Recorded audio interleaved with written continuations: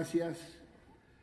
Este encuentro es un encuentro más, pero muy especial por el tema, pero digo un encuentro más a lo que nos hemos planteado desde la Comisión de Ambiente Sustentable que presido, nos hemos planteado colocar o traer al Senado grandes temas que están ausentes por lo general y de manera inexplicable del debate público. El tema central hoy es celebrar un acontecimiento cultural contemporáneo.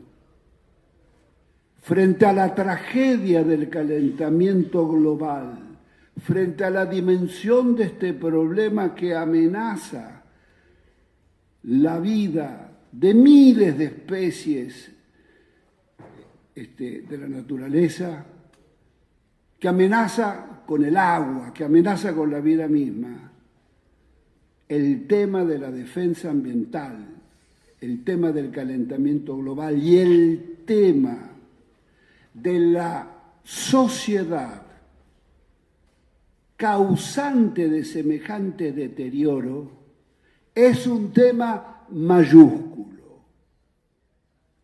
Si a este tema mayúsculo además le colocamos la lupa, nos vamos a dar cuenta que no es que se va a hablar del medio ambiente o de la agresión a la naturaleza. Está todo interrelacionado y se va a hablar de la civilización misma que, teniendo como paradigma la acumulación de renta, ha venido destrozando el planeta y la naturaleza en los últimos 100 años como no lo había hecho en miles de años anteriores. Grandes inundaciones, zonas de desertificación y éxodo de poblaciones enteras, y por supuesto hambre, trata de personas y más pobreza. Por supuesto, las primeras víctimas, los pueblos pobres, los sectores pobres de las sociedades. Entonces, estamos ante este acontecimiento cultural porque la encíclica Laudato Si, con una agudeza extraordinaria y con la pluma de un poeta, nos describe y trata todos estos temas de una manera sorprendente. Es lo que él llama la cultura del descarte, dice que afecta tanto a los seres humanos excluidos como a las cosas que rápidamente se convierten en basura. La humanidad debe tomar conciencia de la necesidad de realizar cambios de estilo de vida, de producción y de consumo. El acceso al agua potable es un derecho humano básico, fundamental y universal. Hay que ponernos de acuerdo para el decrecimiento, no el crecimiento, porque a este ritmo de crecimiento y desarrollo, la catástrofe es inevitable. En consecuencia, hay que generar menos, hay que gastar menos energía, hay que consumir menos. Dice Francisco, esto supone la mentira de la disponibilidad infinita de los bienes del planeta que lleva a estrujarlo hasta el límite y más allá del límite. Tenemos que convencernos que desacelerar un determinado ritmo de producción y de consumo dará lugar a otro modo de progreso y desarrollo. Ha llegado la hora de aceptar cierto decrecimiento, aportando recursos para que se puedan crecer de manera sana en otras partes. Simplemente se trata de redefinir el concepto de progreso.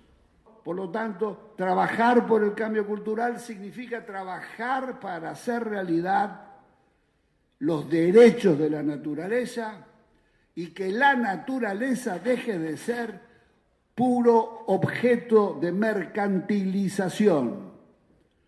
La naturaleza es también un sujeto de derecho. Me da la impresión de que el mensaje del Papa es tan fuerte que hasta los propios pastores de nuestra Iglesia les cuesta traducirlo en un lenguaje cotidiano sin enfrentarse al poder político y económico, concreto y local de cada uno de nuestros pueblos, especialmente en el interior. De hecho, creo que se puede, hasta me puedo atrever a una lectura como si fuera una queja que nos da el Papa Francisco, en cuanto a que no se lo está acompañando debidamente en este magisterio de la defensa del ambiente. Incluso hace alguna referencia dentro de la encíclica que su exhortación Evangelii Gaudium todavía está ahí en pañales, especialmente la parte que habla de la reforma misionera que está todavía pendiente en muchas diócesis. Y no es para menos, creo yo.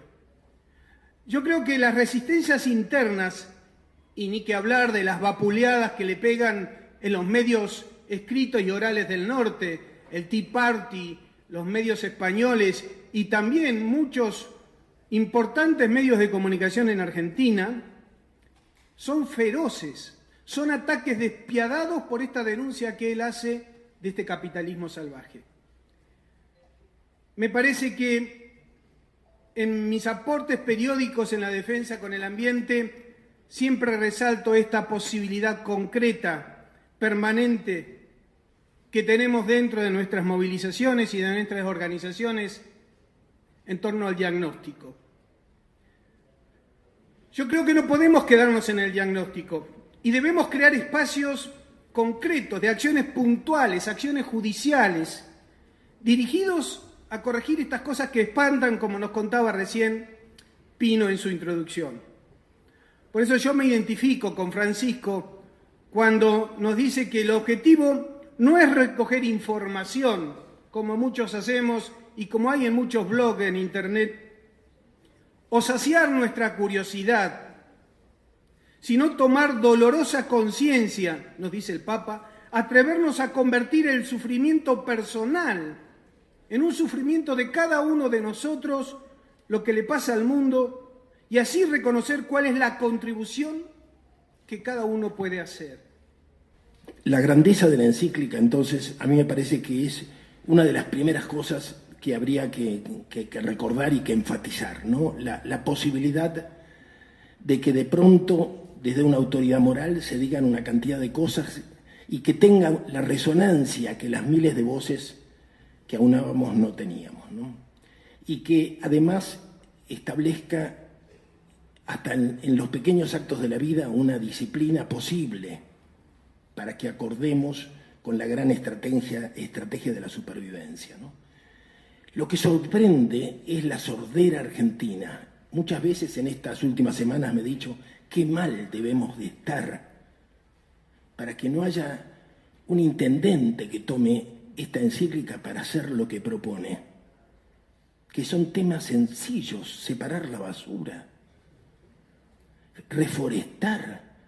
¿Por qué no lo hacen? ¿Por qué ese empeño suicida, psicópata, ¿no?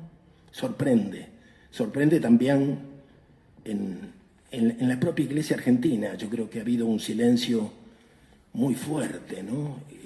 Muy fuerte, que nos ha preocupado. Desde algunas páginas ecuménicas hemos tratado de hacer lo posible, hemos alentado a algunas conferencias, alguna difusión, pero nos llama la atención que la primera vez que se presenta la encíclica sea en un lugar del Gran La Plata, ¿no? En una parroquia pequeña. Hay una crítica a la modernidad que es muy oportuna para las cosas que están pasando en el mundo, ¿no? Hay un abuso del derecho humanismo que subleva, porque también es un olvido de los deberes que tuvimos como sociedad, y las relaciones afectivas y que nos ataban en otra época, ¿no? Y que ahora parece que hubiera que ir a reclamarlo como un derecho que alguien nos cede. Pero bueno, hay una crítica a la modernidad importante en algunos puntos, como el 78, el 116, Hay una combinación de lo ecológico con lo social, que muchas veces en la Argentina se nos reprochó.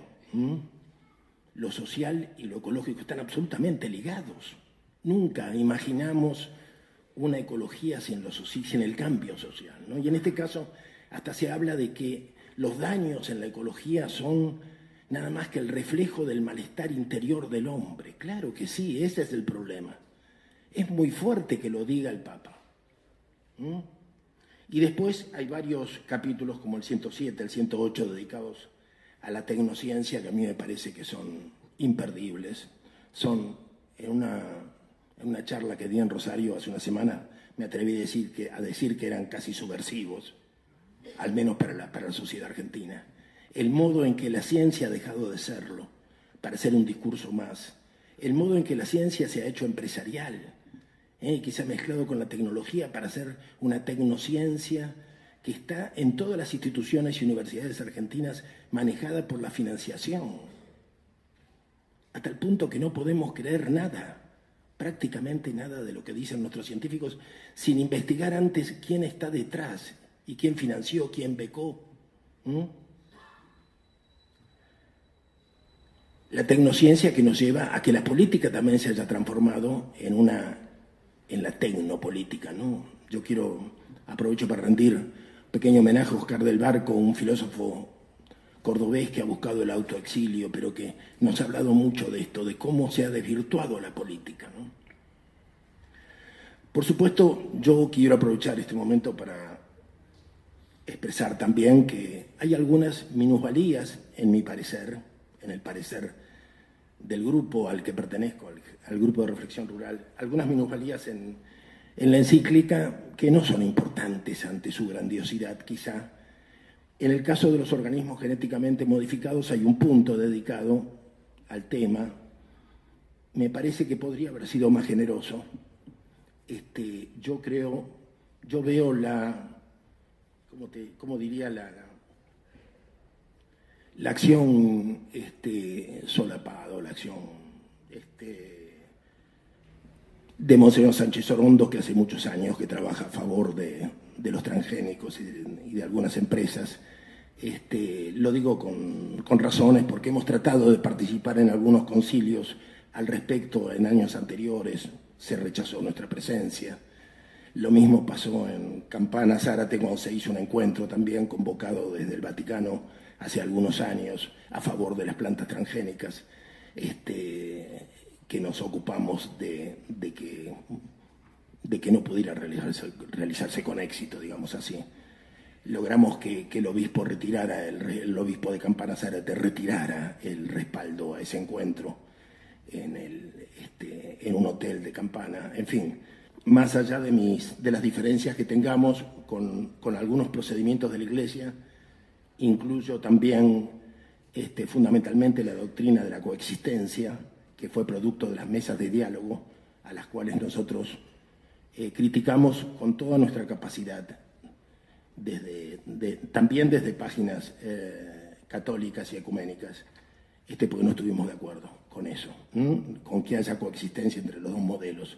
Y esto tiene que ver con la FAO, y tiene que ver con los desvaríos de la vía campesina a nivel internacional.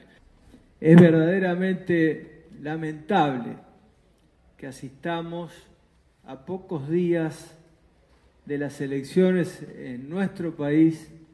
El domingo votamos al presidente de la Nación y ninguno de estos debates ha estado planteado a lo largo de toda la campaña electoral. Una campaña electoral que nació chata, pobre, sin ideas, sin debates y que termina en estos días de la peor manera, con lo peor de la política. Por eso felicitaciones, querido compañero, por esta actividad, por esta profundidad de este debate necesario en nuestro país. En nuestro país que escuchamos, sí, lo que dicen algunos referentes económicos de quienes aparecen en las encuestas con posibilidades de terminar el país en los próximos años y vemos que todos coinciden todos en la expectativa de que la solución al problema energético del país, que la solución al problema de las divisas, que la solución al problema social en Argentina es vaca muerta. Nosotros tenemos hecha una presentación judicial, que estamos esperando la resolución de la Corte Suprema de Justicia de la Nación desde hace varios meses, para que los argentinos, no los senadores ni los legisladores que ni siquiera hemos tenido la posibilidad de conocer el contrato secreto de YPF con Chevron para explotar vaca muerta, sino para que lo conozca el pueblo argentino, que se ha firmado, que se ha comprometido en una explotación de gas y petróleo no convencional, donde sabemos que es altamente contaminante. Estos son los temas centrales que nosotros queremos discutir, que está impulsando Pino de la Comisión de Medio Ambiente, como el tema de la contaminación de nuestra gente, que produce males terribles en nuestras poblaciones con este modelo de agroquímicos que contamina a todo nuestro interior. En realidad el Papa Francisco nos desafía, nos ha hecho un gran desafío y lo hemos hablado a veces en Roma,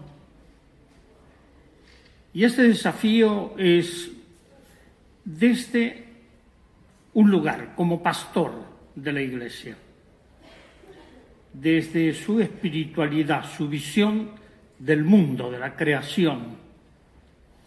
Y al leer algunas cosas que recoge Leonardo Boff también, el Papa toma el pensamiento también, un pensamiento holístico, un pensamiento integrador, y recuerda a un gran jesuita, un paleontólogo, un investigador, Teilhard de Chardin, cuando habla de Teilhard en sus investigaciones, fundamentalmente en China, sobre la biogénesis, la antropogénesis y la cosmogénesis.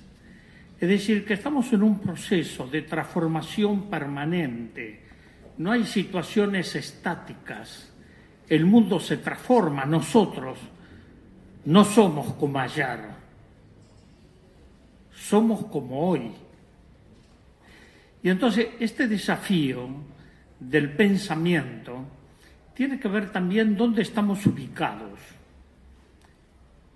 Y también nos desafía en algo muy importante, que es lo que sembramos recogemos. Los campesinos saben perfectamente que si plantan maíz recogerán maíz. Si cuidan ese maíz será un maíz sano, no transgénico. Cuando uno ve la situación mundial, seguimos con la misma mentalidad de los conquistadores del continente. Esto no se ha modificado, es la cultura de la dominación, la cultura del colonialismo. Cuando llegaron aquí los conquistadores, fueron extractivistas en todo sentido. Llegaban y se llevaban todo, no dejaban nada. Mejor dicho, sí, dejaban la miseria, la pobreza. Los pobres no son pobres porque quieren ser pobres. Hay una fábrica de pobres, o varias fábricas de pobres. Y el Papa apunta, es decir, todo lo que el Papa nos desafía, apunta también a la reflexión, a poder analizar y a encontrar alternativas. Y creo que hoy, cuando hablamos del calentamiento global, tiene que ver con el norte, con los países dominantes. La ciencia y las tecnologías también han profundizado las distancias, han alargado la distancia de aquellos países que tienen acceso a las tecnologías y aquellos que no los tienen. No han compartido, han extraído las riquezas. Y esto tiene que ver con este capitalismo, tiene que ver con este sistema de dominación. Y la dominación, tengo que decirles, no creo que comience por lo económico. La dominación comienza por lo cultural. Y tenemos que cambiar la forma también de pensar cuando se habla de países pobres. Cuidado con eso, no son países pobres, son países empobrecidos con una gran riqueza que es expoliada por los países del norte. Sexto, la pobreza está en esa explotación irracional, no en la redistribución de las riquezas, y también en la explotación irracional que se hace. Esto el Papa lo plantea claramente en la encíclica. Lo plantea con una claridad extraordinaria. Y no vemos que todo esto, si no reaccionamos, si no pensamos, podemos quedarnos en hermosos discursos, pero vamos a eso que lo señala también, a la destrucción de la casa común. Nosotros tenemos esta casa, no tenemos otra. Tenemos que encontrar esa relación, ese equilibrio, recuperar el equilibrio del ser humano con la madre tierra. No somos los dueños, somos los hijos, y un hijo no puede explotar a su madre. Gracias. Muchas de las dificultades que hoy tenemos a nivel global, pero también en nuestro país, es la corrupción. Mencionaban algunos, tenemos marcos legales adecuados, pero siempre hay coimas para que esos marcos legales no se implementen. Hay una ley de bosques, sin embargo, hay lugares de nuestro país donde se sigue talando de modo indiscriminado. Hay una ley de glaciares, pero sin embargo se sigue haciendo mal uso de estos lugares.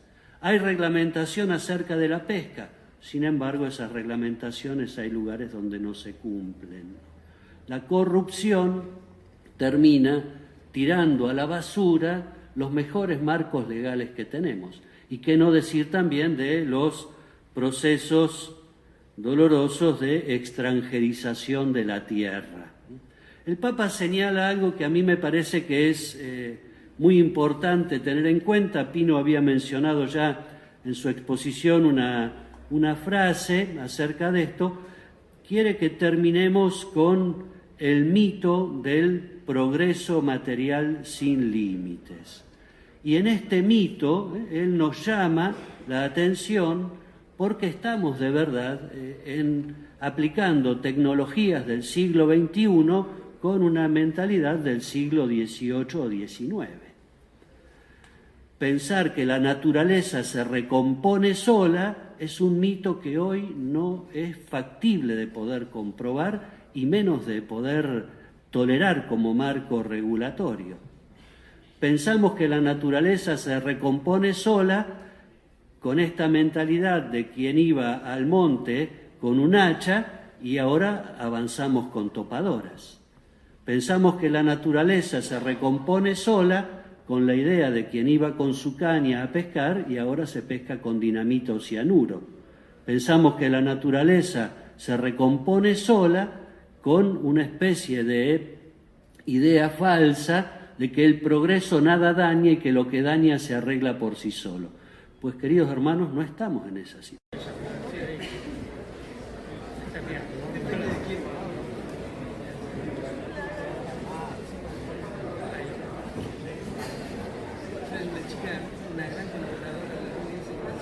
Bueno, muchas gracias. Este encuentro es un encuentro más, pero muy especial por el tema, pero digo un encuentro más a lo que nos hemos planteado desde la Comisión de Ambiente Sustentable que presido, nos hemos planteado colocar o traer al Senado zonas de desertificación y éxodo de poblaciones enteras y, por supuesto, hambre trata de personas y más pobreza. Por supuesto, las víctimas son las primeras víctimas, los pueblos pobres, los sectores pobres de las sociedades. Entonces, estamos ante este acontecimiento cultural porque la encíclica Laudato Si, con una agudeza extraordinaria y con la pluma de un poeta, grandes temas que están ausentes por lo general y de manera inexplicable del debate público. El tema central hoy es celebrar un acontecimiento cultural contemporáneo. Frente a la tragedia del calentamiento global, frente a la dimensión de este problema que amenaza la vida de miles de especies del medio ambiente o de la agresión a la naturaleza. Está todo interrelacionado y se va a hablar de la civilización misma que, teniendo como paradigma la acumulación de renta, ha venido destrozando el planeta y la naturaleza en los últimos 100 años como no lo había hecho en miles de años anteriores. Grandes inundaciones de la naturaleza que amenaza con el agua, que amenaza con la vida misma. El tema de la defensa ambiental, el tema del calentamiento global y el tema de la sociedad causante de semejante deterioro es un tema mayúsculo. Si a este tema mayúsculo además le colocamos la lupa, nos vamos a dar cuenta que no es que se va a hablar